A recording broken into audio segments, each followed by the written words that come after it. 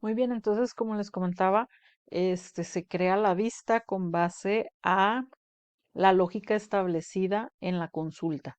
Entonces esta consulta lo que va a hacer es mostrarme el Customer ID proyectado como código cliente.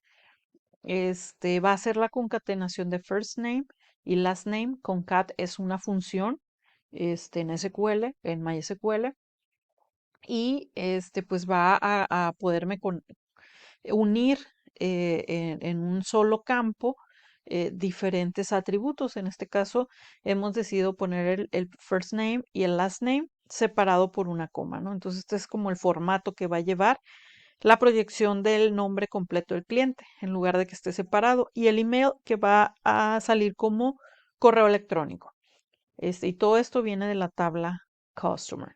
Entonces, esta abstracción lógica está guardada en esta vista que se llama lista clientes correos. Entonces, de tal suerte que un usuario desde una aplicación eh, va a poder llamar a esta lista como si fuera una tabla. Entonces, vamos a ver cómo sería esto. Bueno, como se observa aquí en la parte de vistas, ustedes van a observar esa vista que crearon. Si ustedes hacen un refresh a Sakila, y se van a la parte después de tables, está views, y la extienden, van a ver esa vista que crearon. Entonces, ustedes hacen un llamado a esa vista, lista, clientes, correo, como si fuera una tabla más, ¿no? Entonces, vamos a ver eh, cómo convertir en vista la consulta que hicimos con varias reuniones naturales, ¿no? Con varios senior journals. Bien, entonces aquí le escribimos create.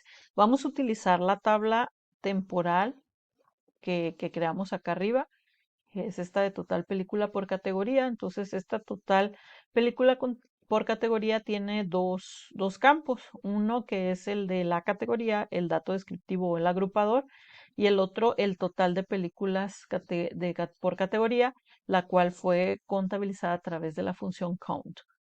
Ok, entonces aquí pues simplemente le digo, proyéctame todo lo que tiene esta y aparte la vamos a convertir en un create view y le ponemos, por ejemplo, una buena práctica puede ser BW para establecer que vamos a generar una vista o que eso que vas a llamar es una vista y le podemos poner total, el mismo nombre que la llave, perdón, que la tabla temporal, ¿no? Total película por categoría. Punto y coma. Perdón, aquí no va el punto y coma. Entonces aquí ya tendríamos la creación y posteriormente le establecemos un as. Entonces, si nosotros ejecutamos esto solamente, bueno, no podremos ejecutar solamente esto porque la tabla ya fue borrada, ¿no? Es una tabla temporal, entonces esto me marcaría un error porque me va a decir que esta tabla o sí, pues el llamado a esta tabla no existe. Entonces, bueno, vamos a ejecutar a ver qué me marca. Y sí, la tabla tal nombre no existe en la base de datos de Sakila. ¿Por qué? Porque es una tabla temporal y al final de la ejecución de todo el script de SQL, pues eliminé dicha tabla. Entonces vamos a hacer una ejecución completa. ¿Ok? Le damos clic aquí en ejecutar y me dice que ok, que se hace referencia a una tabla temporal y no lo va a permitir. Entonces no nos va a permitir crear una vista a partir de una tabla temporal. Y pues sí tiene lógica porque pues eso es algo que vamos a estar eliminando y por ende cuando quiera hacer referencia desde una vista, si esta tabla ya se borró, pues no va a haber manera de que la pueda mandar llamar, ¿no? Entonces, ¿cómo corregimos esto? Bueno, pues esto no va a funcionar porque es una tabla temporal. Entonces aquí, en lugar de dejar esta parte del create temporary, lo vamos a eliminar. Vamos a dejar de utilizar esto y pues por ende esto tampoco ya no funcionaría. Y aquí ahorita vamos a ver qué cambios hacemos para que funcione esta parte. Ok, entonces aquí le vamos a poner create view, view, bw, bajo, el nombre de la vista as y ya se va a ejecutar todo esto, ¿no? Entonces acá, en lugar de llamar a la tabla temporal, como ya no va a existir por la razón que les comento, entonces simplemente mandamos llamar la vista y borramos aquí todo el historial para que me vuelva a generar los resultados. Entonces ejecutamos y vemos qué pasa. ¿Ok? Ya no tenemos ningún error. Me generó la vista. Si yo me vengo a Saquila, le hago un refresh, me voy a View. Hay varias vistas que ya estaban hechas por parte de la base de datos que tomamos de ejemplo. Y aquí tenemos lista cliente, no, perdón, es BW guión bajo total película por categoría, ¿qué es esto? Entonces, bueno, ¿qué es esto? Entonces, aquí yo estoy mostrando, solamente hice el cambio de qué llamaba, ¿no? Antes llamaba una tabla temporal, pero como dejó de existir, porque no podemos crear una vista a partir de una tabla temporal, pues lo que hicimos fue de toda la configuración, de todo el mapeo que realizamos para obtener estos datos, lo guardamos en una lógica de tipo vista. Aquí estoy simplemente llamando a la vista para calcular el máximo y el mínimo. Y aquí yo puedo hacer la proyección de la vista. Vamos a darle un copy paste porque está un poco larga. El nombre. Y seleccionamos solamente esto para que no me ejecute todo lo anterior. Y obtenemos exactamente lo mismo que obteníamos cuando ejecutábamos la tabla temporal, salvo que ahora este es una lógica o un procedimiento que se ha guardado como vista, que yo puedo estar mandando llamar como tabla desde fuera o desde aquí dentro también, pero la finalidad es cuando sale, cuando va al exterior, ¿no?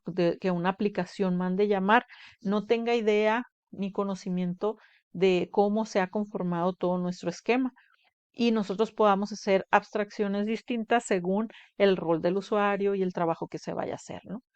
Porque no hay necesidad más que para quienes técnicamente trabajan directamente con la base de datos, como administrador, conocer su estructura real. Hacia afuera, pues yo puedo generar muchas vistas, diferentes perspectivas, para que la información pues no se corrompa o, como les digo, tenga un nivel de abstracción de seguridad para que no esté tan expuesto, ¿no? Esa es una manera como de envolver. Ok, entonces continuamos. Otra forma, bueno, pues aquí viene ya el ejemplo. Esto se los dejaría a ustedes para que lo evalúen con su propio Saquila, ¿no? Aquí lo que dice, ok, pues vamos a llamar a la vista que creamos, que es lista cliente correo, y voy a hacer con un condicionamiento. Quiero aquellos códigos de cliente que van del 100 al 110. Y esto lo hacemos utilizando la instrucción between. Entonces yo le digo, el código cliente que vaya between, que esté entre 100 y 110 y me debería regresar este resultado. ¿Ok? Entonces dice el operador between selecciona valores dentro de un rango determinado. Los valores pueden ser números, textos o fechas. Pues ahora vamos a ver la parte de funciones.